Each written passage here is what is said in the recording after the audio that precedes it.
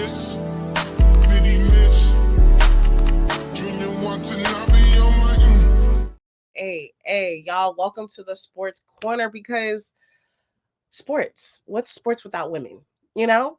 That part, but also, like the title says, too much. We like to talk about everything. So this is your one-stop shop for all this stuff. We like culture, news, sports, everything.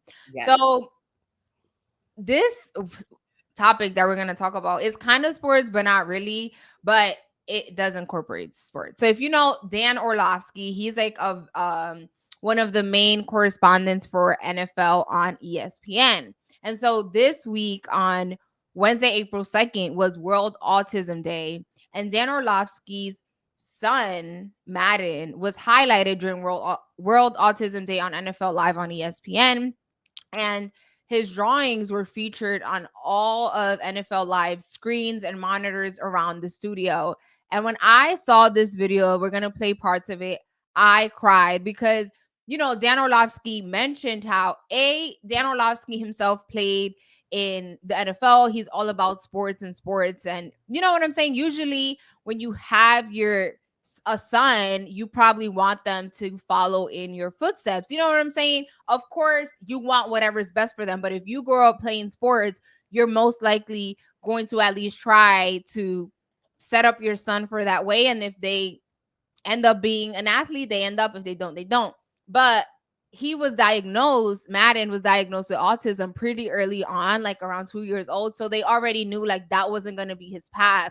But which kind of like, you know, you had to find other ways for Madden to be a part of the family and feel welcomed and like highlighted, right? Because this is not Dan Orlovsky's only son. He has other kids. So it's like you see all your other kids in sports, but you don't want to let your son feel any type of way because he's not able to do all these other sports. And so his way of like doing things is he's very big into illustration and drawings. And so this was kind of like his moment to shine.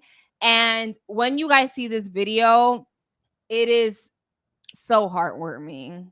I was in tears. What? Never mind. We'll get into we'll tell you after all the topics. Okay, let's watch this amazing video. I've been at ESPN almost 29 years. Yesterday may have been my favorite day. If you're watching NFL Live, you saw the show had a different look than it usually does. Madden Orlovsky, who is the son of our beloved buddy Dan Orlovsky, helped to create all the studio graphics for the show. Madden is one of Dan's 3 boys. And in honor of World Autism Awareness Day, NFL Live's director Tim Farrell suggested that Madden's drawings be used on the set and as the show's graphics. And as you can see, Madden really delivered. He got to leave school for the show. He joined Dan, Laura, Field, and J-Mac on the set. All the monitors were filled with his drawings. Dan says that Madden's autism is his superpower and that his drawings give him an out to express himself and have some fun. Madden also showed off pictures from the movie Toy Story, and then it turned into this moment. Andy's first toy is... Ooh. Was? Woody. Woody! I love it. You got a friend in me. That is not it. Can you sing too? Dan. You got a friend in me. Oh, got it. I know home. You can draw. Rub a head and you're miles and miles from your nice warm bed. Yay! Just remember what your old pal said. Boy, you got a friend in me. Some other folks might feel a little bit smarter than I am. Bigger and strong, but maybe. But none of them, oh, I will love you the way I do. It's me and you, boy, and as the years go by. That was, you were there, you saw it. Dan is a very special friend of ours. And I was going to continue and everything like that. But honestly, y'all, when Shayla told me about it, and like, she was like, when you go see the videos, you're going to see. And like, Shayla already told me, like, you know, I cry for everything, but like, this made me cry. And when I went to go watch it, my heart, when he started singing and he was just like, some may be smarter than me, I said, oh my God.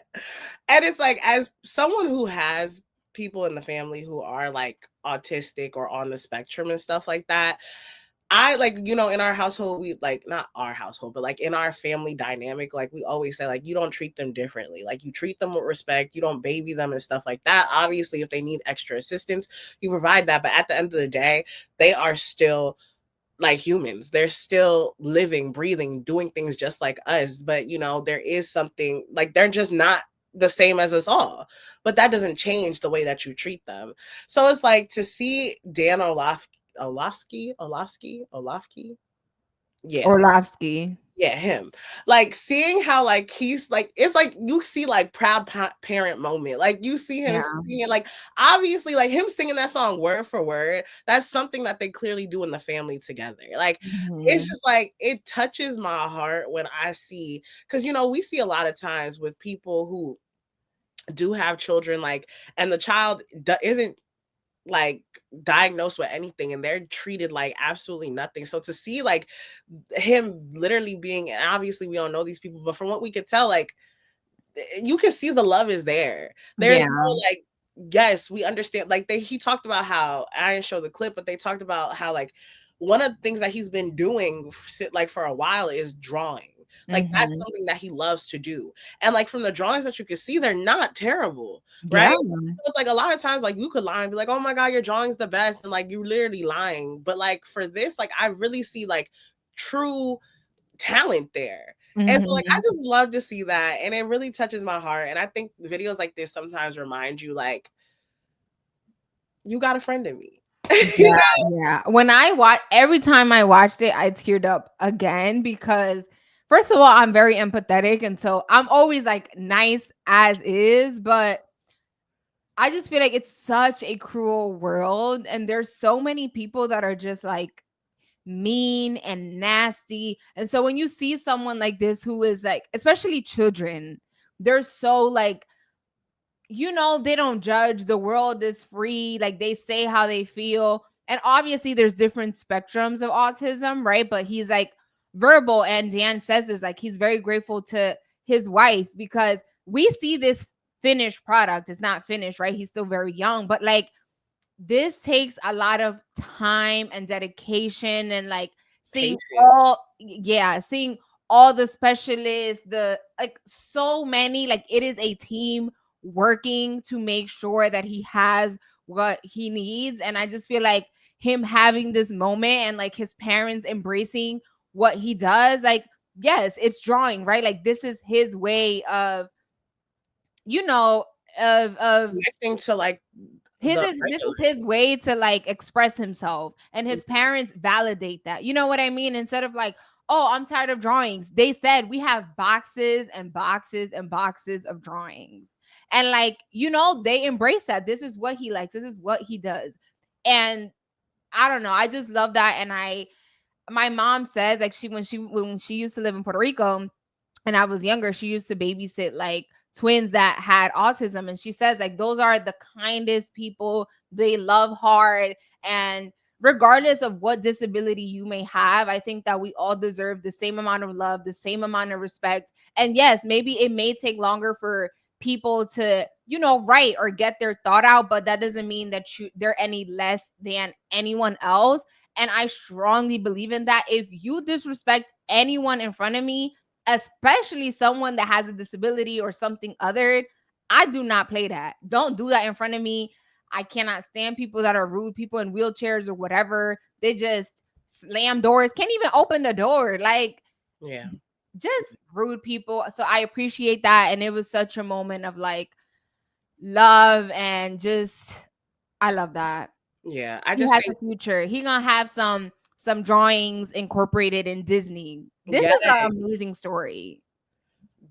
Honestly, I could see them doing something and they're turning the like his like drawings into like animation. Yes, I could see it. Honestly, I feel like they have done stuff like that before. So honestly, if they did that, that is amazing. And I hope it comes into existence. And honestly, like you said, I think seeing videos like that help cleanse. Like we see a lot of stuff on social media. We see like toxic stuff. We see drama, we see arguments, we see all this different stuff on social media.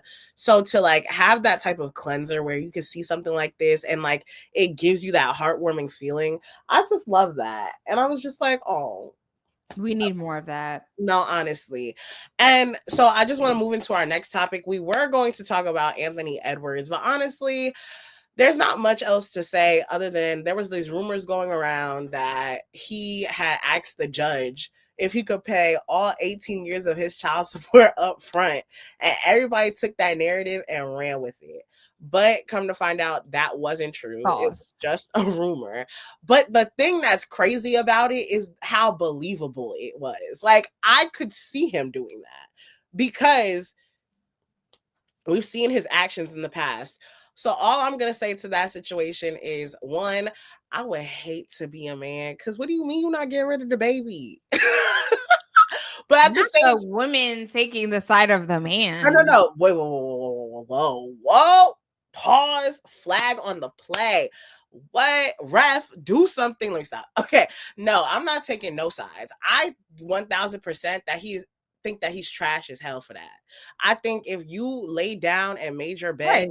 you was over here raw dogging all these different females. Of course, what do you expect? Children? And also, he's the one with the penis and the sperm. So right, but also it takes two people to make it. It takes two people. okay, but Go you're the ahead. one with the sperm. So if you let it go wherever you let it go, you know there's consequences. But also, if I allowed it to stay inside of me to go to the point where it did, then that's another point too. But what I'm saying is, I think people aren't holding Anthony Edwards accountable enough because of just the type of demeanor that he has and how everybody it's just like with Boosie, people rather focus on like all his like clickable stuff, like the funny things that he says, his personality, him saying like I'm the greatest, like, you know, you like to get involved more with his shenanigans from like his on-court presence and like his kind of funny off the court presence, but like his decision making is something that we also have to take into acknowledgement. Like, you had his one daughter, he had a whole, like, they had a whole one first birthday party and stuff like that for her. He's active, he's present, he's doing what he has to do.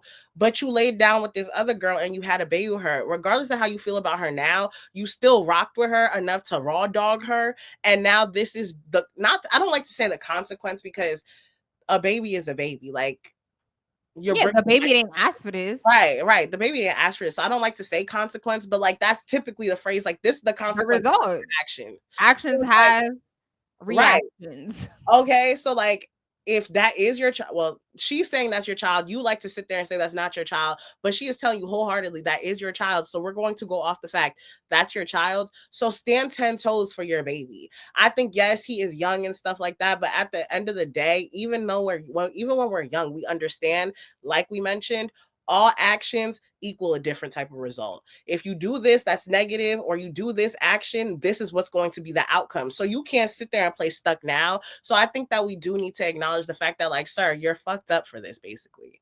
You need to get your shit together. If this is your child, if you want nothing to do with the mother, okay, you don't have anything to do with the mother.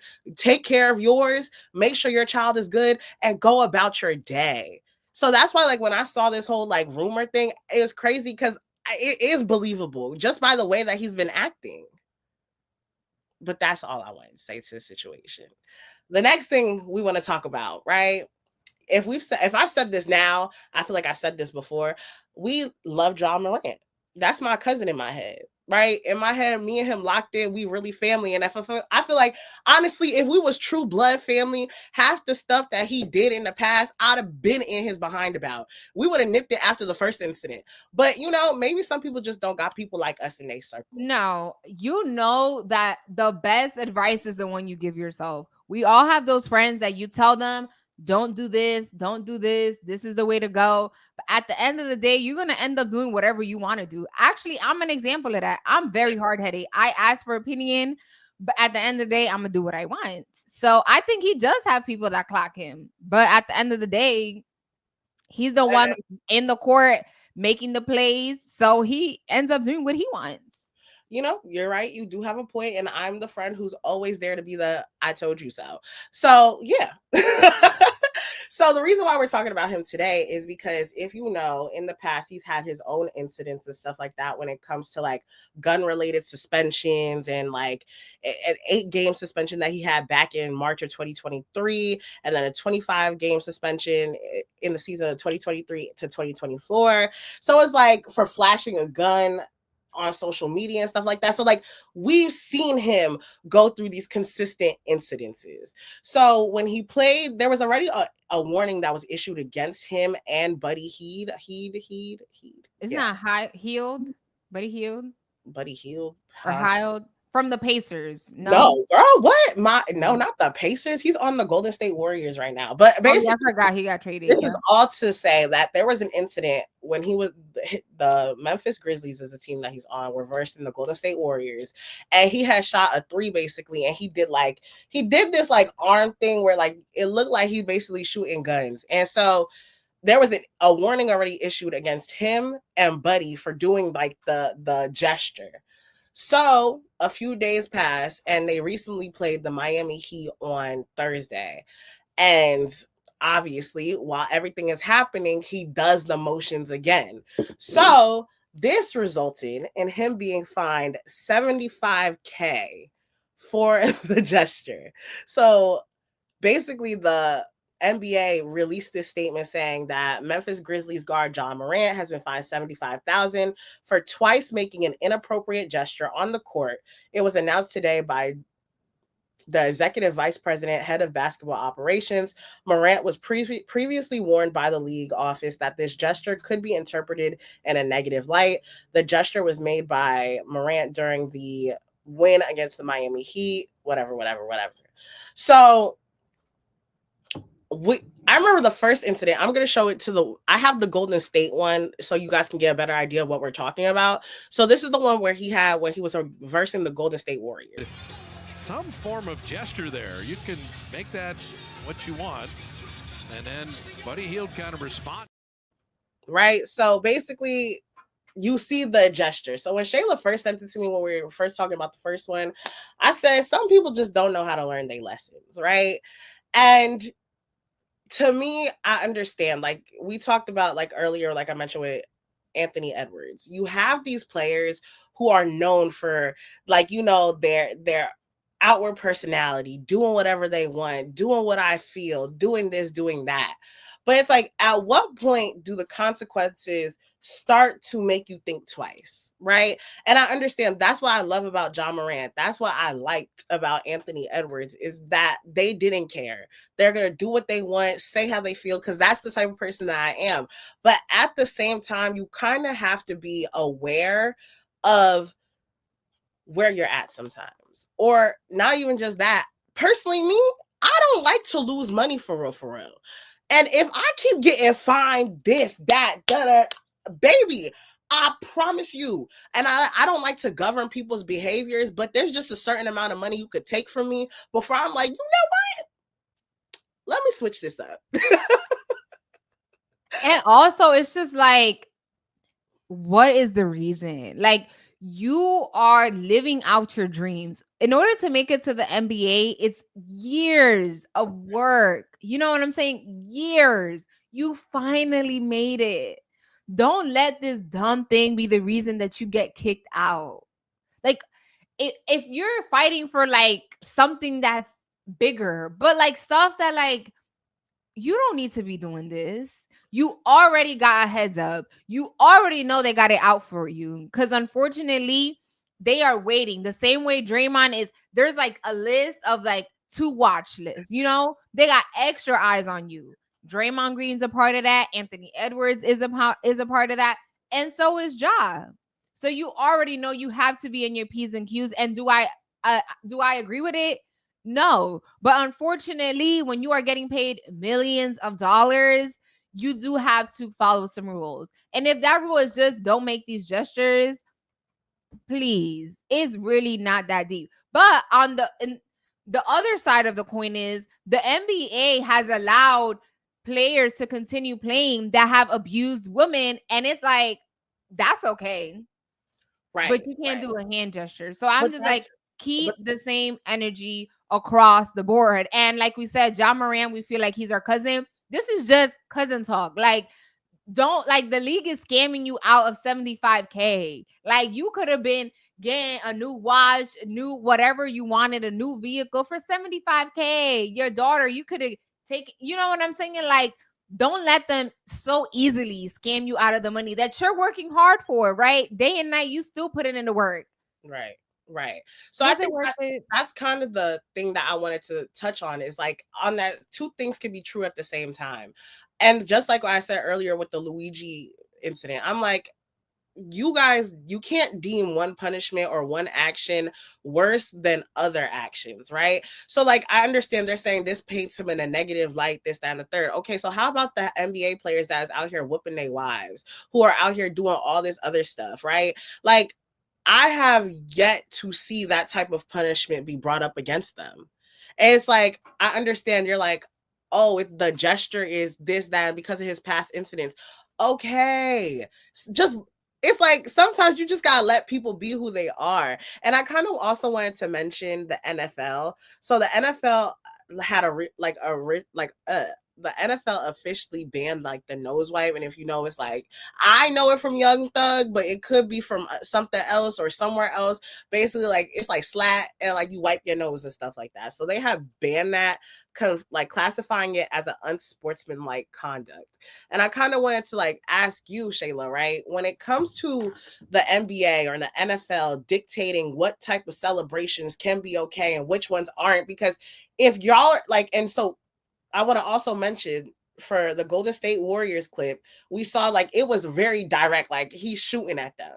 But for the Miami Heat one, what he did was kind of like a different variation where he went like this. So it's like like three fingers, because he's shooting a three and he going like this. So it's like, to me, I could take that as the ice in my veins type of celebration when I saw that. So it's like they already saw it from the Golden State Warriors game. So they were already on edge, and they were probably like, oh, you're not listening, so let's fine you now. So my question to you is, when the NBA and the NFL are creating these rules because of certain players or certain things, do you feel like they are governing the game a little too, like they're making it too restrictive? My thing is, I think they like Black people and culture when it's beneficial to them. Wow. But then when it gets too much culture, then they're like, oh no, no, oh no, baby, you gotta reel it in. And it's just very much a double-edged sword, because a majority of these leagues, the NFL, the NBA, are a majority Black people. You know what I mean? So it's like, well, we need y'all, but whenever they're too authentic, then it's a problem. So my thing is, you cannot pick and choose. This is who they are. Obviously, the whole gun thing, I get it. You're a family-friendly league. Okay, I think for certain things, yes, let's limit it. We don't want to be fighting and just punching people left and right. I understand that, right? Because last week, there was a whole thing that happened with the Pistons. They had a debacle. Yes, you need to ban some people. But I feel like you want to ban culture. Like, that is why people follow it. You know what I mean? They like the culture. They like the, oh, what celebration are they gonna do now? And that also seeps into social media. And then like people are talking about it. Like, it's just so much. Like, let's keep the main thing the main thing. Maybe, I don't know, this little Young Thug thing, maybe they don't want to, like, they think that's correlating to drugs or whatever. Okay, I just think sometimes they do get way too overboard and they want to manage people's culture. But unfortunately, that's not okay. You can't do that. You can't do that. I understand that you want to protect. You don't want to showcase drugs and guns and violence. I get it. At the end of the day, this is a big business, a big corporation. But I just think the undertone always gives anti-Blackness. It gives anti-culture, anti-Latinos. Like, we can't whitewash everything. We just can't. You know what I mean? Like, we need some diversity. If every player is the same, no one has a celebration, everyone just plays the NFL, plays the football, plays the basketball, and that's it. No fun. It's like, are we gonna watch? Because that's gonna be boring. Everyone brings something different to the table. They have their dances, they have their slogans, what they do, what they like, and that's okay. Yeah. First off, girl, you ate down with that point. I don't know if you saw my shock. I was like, oh, okay, we coming out the what? I love that. But I completely agree with you. I think my issue with all this is like you're basically trying to police authenticity, right? And I'm not saying the whole John Morant situation, if that's authentically who he is, okay, be authentically who you are outside of this space, because you already see how the issues that you've had previously when it comes to guns, right? So let's go to Anthony Edwards. Anthony Edwards has gotten fined so many times for the way that he speaks, the way he'll curse in press conferences and stuff like that. But that's authentically who he is. That's how he talks, right? So it's like whenever he gets these fines, I'm like, y'all are trying to police him to speak differently and basically be different. And it's like, you can't have that. Everybody's allowed to be individual, like be their own individual, right? And if we policed everybody, we would never have people like Allen Iverson. We would never have the Charles Barkley. We would never have all these different players who have had such an impact on the league, who basically help, like you mentioned, implement and feed culture into the game, right? Yeah. So it's like the moment you start policing that stuff and trying to deem what should be, like basically whitewash it down, it's like you just stripping away from the game and just making it boring. And to be fair, I think the cursing thing is also like a television requirement. Like, you know, when we used to be in the radio is more so like a fine, you know, you paying for the fine that we getting fined for the cursing. So I do think, yes, certain things, I do think it's okay to ban or whatever. Like at the end of the day, you're getting paid millions of dollars. So you are going to be held to certain standards, and it's either you with it or you're not. The line to be an NBA player is real long. The G League players are waiting, honey, for you to call me up. So I think there's always a balance, a double-edged sword. I do think it is important to keep as much as we can the culture, the authenticity of every player. But of course, I understand that some things we do have to manage because it's real world. Mm-hmm.